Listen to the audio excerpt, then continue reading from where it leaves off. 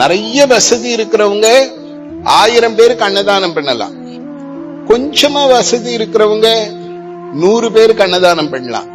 ரொம்ப ஏழ்மையா இருக்கிறவங்க 5 பேருக்கு அன்னதானம் பண்ணலாம். எதுவுமே இல்ல, எனக்கே சாப்பாட்டுக்கு கஷ்டம்னு நினைக்கிறவங்க கூட அன்னதானம் பண்ண முடியும். எப்படி?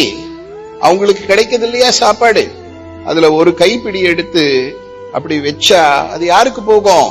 பறவைங்க, ஈ, எறும்பு, இப்படி பல 100 ஜீவன்கள், 1000 ஜீவன்கள் சாப்பிடும். புண்ணியம்னால் மனிதர்களுக்கு கொடுத்தாதான் அன்னதானம்னு இல்லை. இந்த உலகத்தில் இருக்கிற எந்த ஜீவனுக்கும் நம்மால் சந்தோஷம் உண்டானால் அது எல்லாமே புண்ணியம்தான்.